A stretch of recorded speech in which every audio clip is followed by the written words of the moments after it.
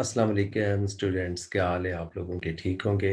मेरा नाम सज्जाद है और मैं अपने YouTube channel economics with Sajjad के साथ आपके सामने हाजिर खिदमत हूँ और आपके लिए एक और वीडियो लेके आया हूँ। और ये वीडियो जो है वो मैक्रो इकोनॉमी का फर्स्ट वीडियो है। और आज का जो टॉपिक है वो है एग्रीगेट डिमांड।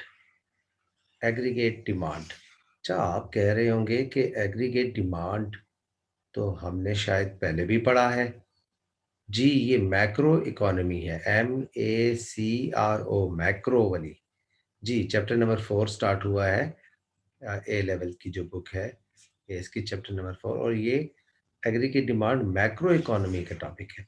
अच्छा, इससे पहले आपने डिमांड बहुत दफ़ा demand and supply chapter number 2 में बहुत ज़्यादा डिटेल में इलास्टिसिटीज़ एंड डिमांड पढ़ा होगा, demand and supply. But here in macro economy the demand is termed as aggregate demand. Aggregate क्यों कहते हैं हम? एग्रीगेट का मतलब है सबको कंबाइन करते हैं ना आप। मैं एक अगली नेक्स्ट जो है ना वो इसे देखें ना, एग्रीगेट डिमांड क्या चीज़ होती है?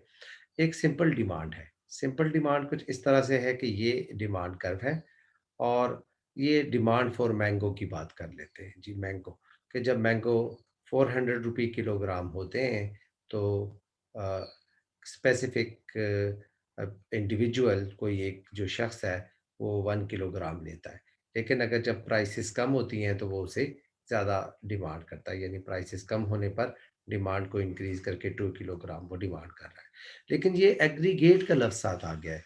दिस मीन्स ये एक मैंगो की डिमांड की बात नहीं कर रहे। This is the demand of all the goods and services produced in an economy. पूरे मुल्क के अंदर जो कुछ भी सप्लाई हुआ है ना उसकी demand.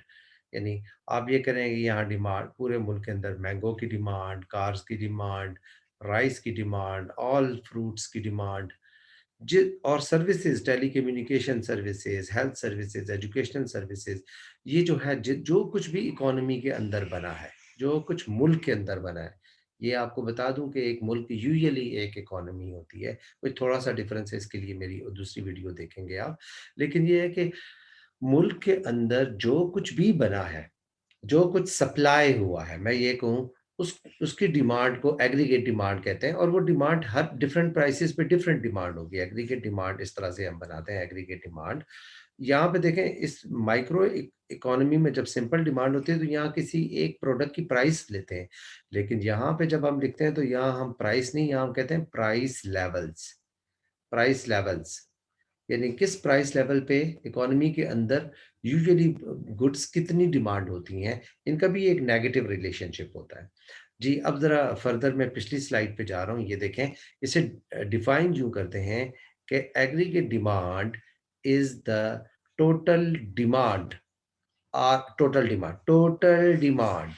demand are the total spendings in an economy over a given period of time।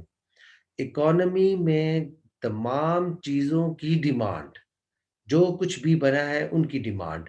अच्छा, कौन करता है ये डिमांड? देखें, एग्रीगेट डिमांड को हमने कहा कि aggregate demand is the C plus I plus G plus X minus M. Simple करने के लिए हम यूं करते होते हैं ना कि aggregate demand is equal to C plus I plus G plus X minus M. Consumption, investment, government spending और नेट एक्सपोर्ट्स, ये इसके 4 कंपोनेंट होते हैं। ये इन्हें मैं एक एक करके आपके साथ डिस्कस कर रहा हूँ। कंजम्पशन यानी एग्रीगेट डिमांड को हम कहते हैं कि एग्रीगेट डिमांड जो कुछ भी कंज्यूमर, पहले मैं एक दफा लिख लूँ, सी plus I plus G plus X minus M. ये एक इक्वेशन है। और क्योंकि ये इक्वेशन, इसमें एग्रीगेट डिमांड 4 कंपोनेंट हैं इसके। कंजम्पशन एक, इन्वेस्टमेंट, गवर्नमेंट स्पेंडिंग और नेट एक्सपोर्ट्स, ये 4 इसके कंपोनेंट हैं। ये ऐड होकर एग्रीगेट डिमांड बनते हैं। लेट्स सपोज पाकिस्तान की इकोनॉमी है, उसकी एग्रीगेट डिमांड 400 है। 400 बिलियन डॉलर्स की गुड्स पाकिस्तानी डिमांड करते हैं। तो उसमें कंजम्पशन बहुत मेजर पोर्शन होता है। लाइक 280 का तो कंजम्पशन हो गई, 40 की गवर्नमेंट स्पेंडिंग हो गई, और उसके बाद फिर गवर्नमेंट स्पेंडिंग 20 की ले लेते हैं, इन्वेस्टमेंट 40 की ले लेते हैं और बाकी नेट एक्सपोर्ट्स का कंपोनेंट शामिल कर लेते हैं। और ये 400 एग्रीगेट डिमांड बनेगी। 400 बिलियन डॉलर्स की, यानी कोई 40,000 50,000 अरब रुपए की डिमांड जो कुछ पाकिस्तान में बना है उनको डिमांड कर रहे हैं। इसमें पहला कंपोनेंट कंजम्पशन का लेते हैं। कंजम्पशन इज़ यानी कंजम्पशन इज़ द स्पेंडिंग और एक्सपेंडिचर बाय इंडिविजुअल। ये एक इंडिविजुअल है, ये हर मंथ या हर दिन ग्रोसरी ये गुड्स भी लेके आ रहा है मार्केट से और ये सर्विसेज भी बाय कर रहा है। जी, गुड्स एंड सर्विसेज दोनों को वो डिमांड कर रहा है। एक इंडिविजुअल जब करता है तो उसे हम कंजम्पशन कहते हैं।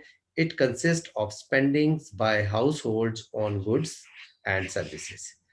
तो पहला कंपोनेंट कंजम्पशन जो कि एग्रीगेट डिमांड का एक काफ़ी बड़ा सिग्निफिकेंट प्रोपोर्शन होता है, वो कंजम्पशन है। सेकंड उसके बाद फिर आ जाती है इन्वेस्टमेंट। मुल्क के अंदर फर्म्स हैं, जो गुड्स एंड सर्विसेज़ को बना रही हैं, वो कैपिटल गुड्स को जो डिमांड कर रही हैं, ये रोबोटिक्स मशीन्स हैं और रॉ मटेरियल है। इसके अलावा वो अपने डे टू डे एक्सपेंसेस के लिए कार, व्हीकल, क्रेन्स जो कुछ भी वो डिमांड कर रहे हैं, डिमांड फॉर कैपिटल गुड्स, वो फर्म्स उसे हम इन्वेस्टमेंट कहेंगे। इकोनॉमी के अंदर गवर्नमेंट है। अब गवर्नमेंट जो है वो हर वक़्त कुछ न हर उसे गवर्नमेंट को फंक्शन करने के लिए, स्मूथ रनिंग के लिए अ, डेवलपमेंट एक्सपेंडिचर भी करने हैं उसको और अपना रेवेन्यू एक्सपेंडिचर भी करने हैं। यानी गवर्नमेंट के ऑफिसेज़ को चलाने के लिए उन्हें पेपर भी चाहिए, उन्हें चाय, कॉफ़ी, टी भी चाहिए, ट्रैवलिंग भी चाहिए, यानी कंज़्यूमर गुड्स भी करते हैं, बट मोस्टली डेवलपमेंट एक्सपेंडिचर भी करते हैं। तो गवर्नमेंट काफ़ी ज़्यादा अमाउंट डिमांड कर रही होती है। जो कुछ मुल्क के अंदर बना होता है, उसका काफ़ी बड़ा प्रोपोर्शन जो है बहुत बड़ा तो नहीं, मैं वो सी जितना बड़ा तो नहीं, सी प्लस आई प्लस जी।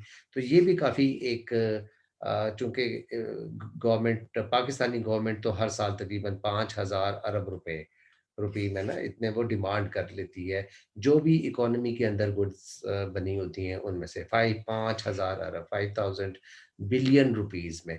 लेकिन जो टोटल जीडीपी या एग्रीगेट डिमांड होती है वो यूजुअली कोई 40 टू लेके 50, ये मैं चलें आसान बनाने के लिए कह देता हूँ 40,000 अरब रुपए की गुड्स इकोनॉमी में तकरीबन हर साल डिमांड होती है पाकिस्तान की इकोनॉमी में। उनमें से तकरीबन 5,000 के करीब गवर्नमेंट स्पेंडिंग जो है वो भी होती है। अब गवर्नमेंट देखें रोड बनाना है गवर्नमेंट ने, इंफ्रास्ट्रक्चर, एयरपोर्ट्स बना रही हैं, पोर्ट्स हैं, यूटिलिटीज़ प्रोवाइड करनी है उसने, एनर्जी इलेक्ट्रिसिटी को जनरेट करवाने के लिए ऑयल बाहर से परचेज़ किया से और उसमें Railways, education, health and social services ये इन पे गवर्नमेंट पैसा खर्च कर रही है, इनको डिमांड कर रही है इसलिए गवर्नमेंट स्पेंडिंग इस चीज़ को कहते हैं। नेक्स्ट जो है वो जो 4th कंपोनेंट है वो उसका है नेट एक्सपोर्ट्स का। नेट एक्सपोर्ट्स ये होती हैं कि जो पाकिस्तान में गुड्स बनी हुई हैं, यानी जो पाकिस्तान में जो चीज़ें सप्लाई हुई हैं, उन्हें फॉरेनर डिमांड कर रहे हैं। तो it is the difference between the value of exports and the value and the services of imports. इसीलिए हम कहते हैं X minus M, X for exports and M for imports के लिए हम यूज़ करते हैं। अब अब पाकिस्तान ने अगर 50 बिलियन डॉलर की एक्सपोर्ट्स की हैं और इंपोर्ट्स 40 की हैं, 40 बिलियन की हैं, ये मैं 40 लिख रहा हूँ 40, तो 10 बिलियन की जो है वो नेट एक्सपोर्ट्स यानी पाकिस्तान ने सरप्लस एक्सपोर्ट्स की होंगी, तो इसलिए वो फिर ऐड हो जाएगी एग्रीगेट डिमांड के अंदर। और अगर पाकिस्तान ने इंपोर्ट्स ज़्यादा की हैं और एक्सपोर्ट्स कम की हैं, तो फिर वो एग्रीगेट डिमांड को कम कर देंगी, एग्रीगेट डिमांड के टोटल फिगर को कम कर देंगी। अ, जी। तो ये 4 कंपोनेंट अगर हम ऐड करें तो हमारे पास बनता है aggregate demand curve. Aggregate demand को इस तरह से ड्रा करते हैं, ये एग्रीगेट डिमांड कर्व है। इसमें इस तरफ देखें यहाँ फिर मैं एक डिस्टिंक्शन बता रहा हूँ कि सिर्फ प्राइस नहीं लिखा हुआ। जब हम माइक्रो इकोनॉमिक्स में वो उस डिमांड की बात कर रहे होते हैं, डिमांड फॉर मैंगो और डिमांड फॉर चॉकलेट की बात हो रही है, तो उसमें सिर्फ प्राइस लिखा होता है और यहाँ पे आउटपुट या क्वांटिटी लिखी होती है। क्वांटिटी के किस प्राइस पे वो कितनी क्वांटिटी डिमांड करता है, लेकिन यहाँ पे प्राइस नहीं, प्राइस लेवल लिखा हुआ है। क्या प्राइस लेवल? दिस मीन्स के और फिर ये बात यहीं पे मैं छोड़ के बता रहा हूँ कि क्वांटिटी जो है उसके बजाय यहाँ पे लिखा है रियल जीडीपी, इकोनॉमी के अंदर जितनी भी गुड्स एंड सर्विसेज बनी है और इनके बीच में भी एक नेगेटिव रिलेशनशिप की बात हो रही है कि अगर प्राइस जो है वो इंक्रीज होती है अगर प्राइस ज़्यादा है, तो कम डिमांड होगी एंड लोअर प्राइसेज़ पे हायर डिमांड होगी। यानी there is a negative relationship between the price when price is increase, aggregate demand is lower and at the lower prices aggregate demand is high. There is a negative relationship between the price level and the real GDP or aggregate demand. Aggregate demand के बीच में negative relationship है। अच्छा, why such negative relationship exist? ये एक question है जो कि नेक्स्ट वीडियो आप अगर उसमें देखें तो एक्सप्लेन कर लेंगे कि why there exist a negative relationship between price and aggregate demand के बीच में जो नेगेटिव रिलेशनशिप है, ये क्यों, ये कर्व यूं क्यों है जी, हमेशा ही ये नेगेटिव क्यों बन रहा है कि जब प्राइसेस P1 होती हैं तो जीडीपी या एग्रीगेट डिमांड लोअर होती है and at the lower prices aggregate demand higher होती है, ये एग्रीगेट डिमांड है जी। और इसमें फिर शिफ्ट्स भी होते हैं, लेकिन नेक्स्ट जो वीडियो है उसमें आप हम ये डिस्कस करेंगे व्हाई एग्रीगेट डिमांड का हैव नेगेटिव स्लोप, नेगेटिवली क्यों अफेक्ट करता है। उम्मीद करता हूँ कि आपको एग्रीगेट डिमांड, मैं उम्मीद यानी इसे ख़त्म करने से पहले एक दफ़ा फिर बता दूँ कि aggregate demand is C plus I plus G plus X minus M. अब ये चीज़ होगी C for consumption, I for investment, G for government spending और N X minus M is the net exports. हम इसे कहते हैं net export, not net exports, यानी एक्सपोर्ट में से इंपोर्ट्स को माइनस कर दें तो हमारे पास नेट इन तमाम 4 कंपोनेंट को अगर मैं ऐड करूं तो एग्रीगेट डिमांड की वैल्यू आती है मेरे पास। अब उम्मीद करता हूं कि आपको कुछ पता चल गया होगा। Thank you very much. इंशाल्लाह फिर एक और वीडियो जिसमें कि मैं why aggregate demand has negative slope word, उसे जो है वो एक्सप्लेन करूंगा। इंशाल्लाह अगली वीडियो में मुलाकात करते हैं, उस वक्त तक के लिए अल्लाह हाफिज़।